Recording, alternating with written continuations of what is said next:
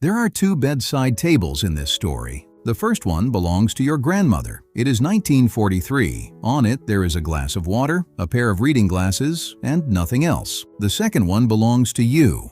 On yours, there is a bottle, maybe two, maybe a small plastic box with the days of the week printed across the lid.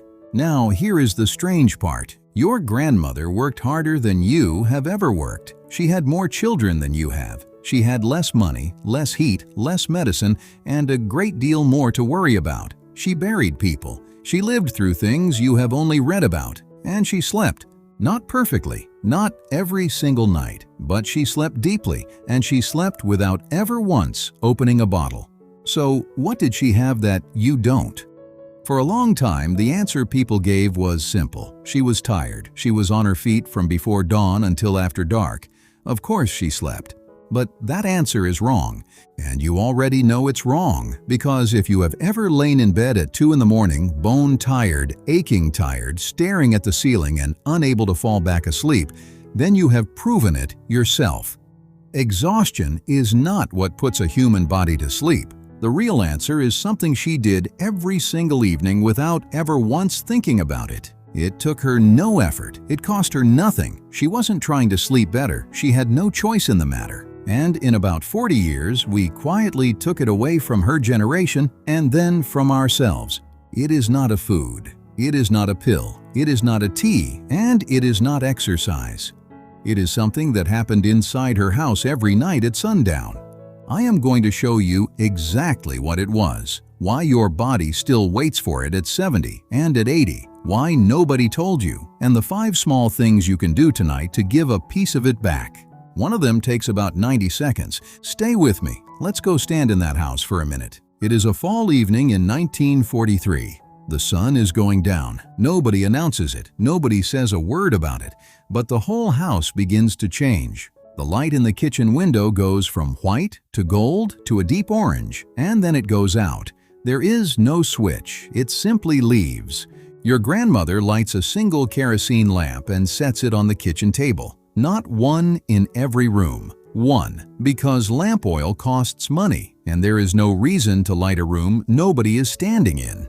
And watch what happens to the family. They come to the lamp. The husband comes in from the barn and sits down at the table.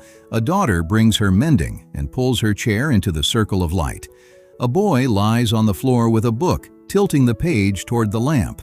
A neighbor knocks, comes in, and sits down without being asked. An old man in the corner chair says almost nothing all evening. Everyone in that house is inside one small pool of warm orange light, and beyond the edge of that light, the rest of the house is genuinely dark. Not dim, dark. There is no glow under the door. There is no blue light from a screen. There is no hallway light left on. If you walked into the front room, you would need to feel for the furniture. They talk. Somebody laughs, the fire settles, the lamp flickers a little when the door opens. And then, at some point that nobody plans, the conversation thins out. One person stands up, another yawns. The lamp is carried up the stairs, and then it is blown out. Now, everything I just described sounds like poverty, sounds like hardship. It was the most powerful sleep medicine that has ever existed, and it was free. Let me show you why. Scientists measure light in units called lux. You don't need to remember the word, you only need to remember 3 numbers, and these 3 numbers are the whole story. That kerosene lamp on her kitchen table with the family gathered around it, roughly 10 lux, about the same as a couple of candles.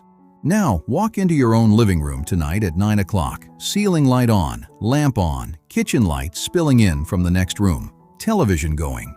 Somewhere between 100 and 500 lux. You are sitting in light that is 30, 40, 50 times brighter than the light your grandmother's body wound down in every single night, for hours. And it isn't only the amount, it's the color. Her lamp burned orange, deep, warm, almost red. The light your ceiling fixture puts out is white with a blue edge to it, and that blue edge is the exact part of light your brain is built to read as one thing and one thing only. Daytime. That is the one thing your grandmother did at sundown. She let the light go down with the sun. She wasn't being wise. She wasn't following advice. She had a lamp and a bottle of oil, and when the sun went down, her world got dark, the way it had for every human being who had ever lived before her. You have a switch on the wall. And with that switch, every evening of your life, you have been quietly telling your brain that the sun has not set yet. Here is what is going on inside you, and I am going to keep this simple, because it is simple. Deep in the middle of your brain, there is a small cluster of cells about the size of a grain of rice. It is your body's clock. It runs everything on a daily rhythm.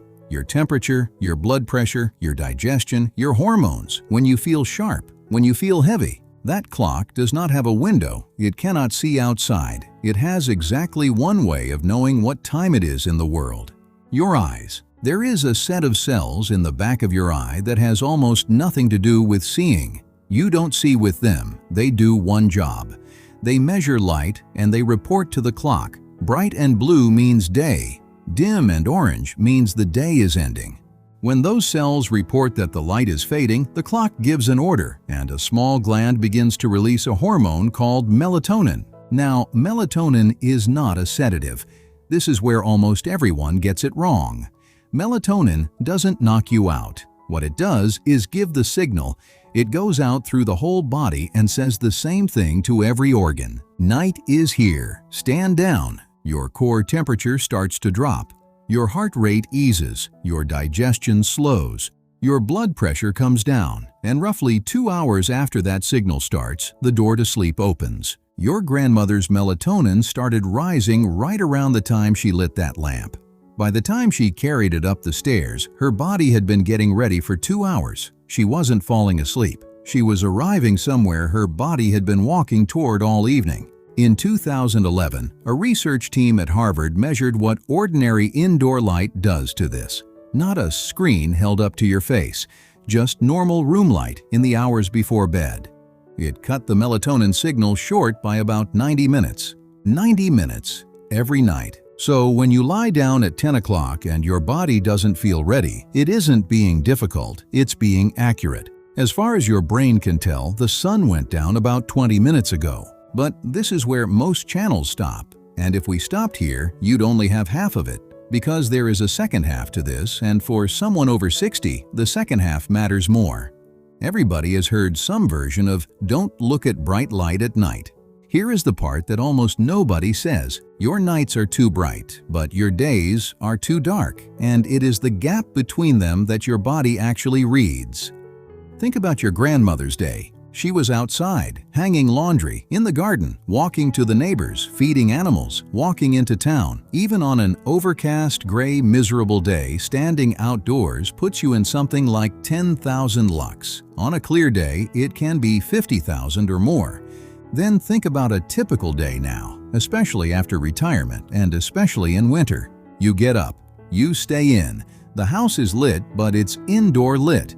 1, maybe 200 lux. Maybe you go out to the car, and the car to a store, and the store back to the car, and then you're home. Some people over 70 go days without ever being in genuinely bright light. So look at what has happened to the two numbers. Her day, enormous. Her night, nearly zero. A gigantic difference. A signal so loud the clock could not possibly miss it. Your day, dim, your night, bright. The two have moved toward each other until they almost meet. Your clock isn't broken. It is straining to hear a whisper. And now I have to tell you the part that makes this specifically about you and not about your grandchildren. The lens inside the human eye yellows with age. It happens to everyone. It is not a disease. It's the same reason colors look slightly warmer to you than they did at 25. But that yellow lens filters out blue light, and blue light is the exact part of the spectrum those clock cells are listening for. Which means that by 70 or 80, the same room, in the same light, delivers a substantially weaker signal to your body clock than it delivered when you were 30. Sit with that for a second, because it turns everything around. You have not lost the ability to sleep. You have lost the strength of the signal that tells you when to. And that is a very different problem, because a lost ability is something you have to accept. A weak signal is something you can turn up. Before I give you the 5 things, there is something I need to clear up. because for a lot of people watching this, it is the single most useful thing in this video. You wake up in the middle of the night. Maybe it's 2, maybe it's 3. You are wide awake, and then the worry starts, and the worry is worse than the waking. What's wrong with me? Why can't I sleep like a normal person? Is this my age? Is this something serious? I want to tell you what the research actually shows. In 1992, a doctor named Thomas Weir at the National Institute of Mental Health ran a study that should be far more famous than it is. He took healthy volunteers and gave them 14 hours of darkness every night. That's it. That's the whole experiment. He simply gave them the same long nights that every human being had before electric light. Their sleep changed. After a few weeks, it stopped being one long block. It broke into 2. They slept for a stretch. They woke. They lay there, calm and awake, for 1 to 3 hours. Then they slept again until morning. And here is the detail I want you to hold on to. During that waking period, they were not distressed. Their hormone readings showed a state closer to quiet meditation than to anxiety. They described it as peaceful. Around the same time, a historian named Roger E. Kirch was going through old records, diaries, court documents, medical books, letters, hundreds of them across centuries, and he kept finding the same 2 phrases used casually the way we say breakfast and lunch. First sleep and second sleep. People went to bed, they slept. They woke in the deep of the night, and that hour was ordinary life. They prayed, they talked quietly, they tended the fire, they thought about the day. Then they went back for their second sleep. Nobody wrote it down as a problem because nobody thought it was one. There was no word for insomnia in that world because waking at 2 in the morning was not a symptom. It was Tuesday. So when you wake at 3 and lie there in the dark, feeling like something has gone wrong with you, please understand what may actually be happening. An older pattern is coming through. It never left. It was buried under electric light, and as your evening light signal weakens with age, it surfaces again.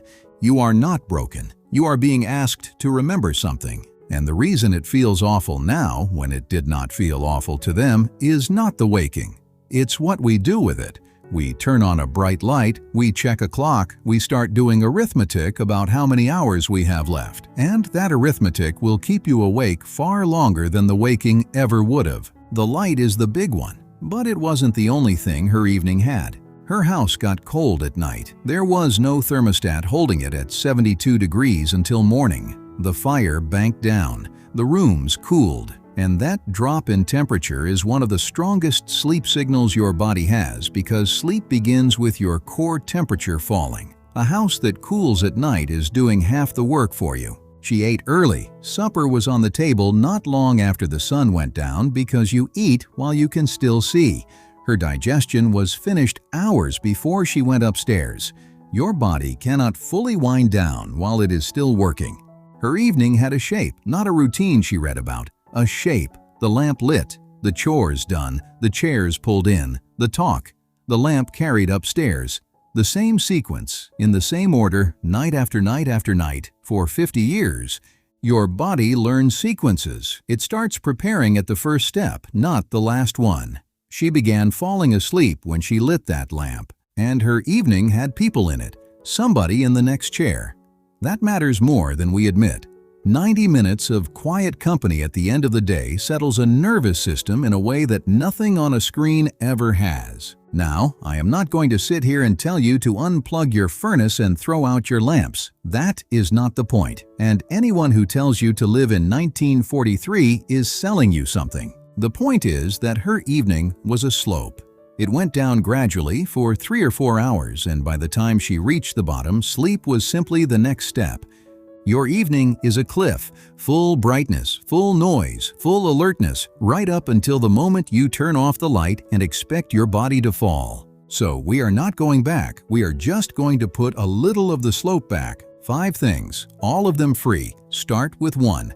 Number 1, get outside in the morning, not for exercise, for light.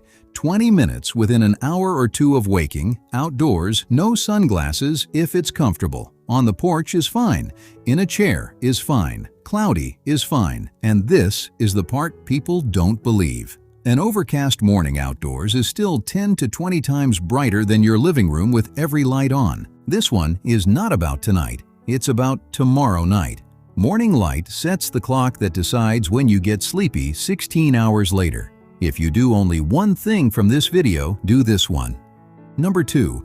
At sundown, start turning lights off. Not all of them, just start going down. Kill the ceiling light and use lamps. Use the low ones, the ones beside a chair. Let the corners of the room go dark. Let your house look, honestly, a little underlit. Here is a rule of thumb that works. After sunset, keep the light below your eyes. Table lamps and floor lamps, not ceiling fixtures. That single change gets you a long way because it takes bright light out of the top half of your visual field, which is exactly where those clock cells are looking.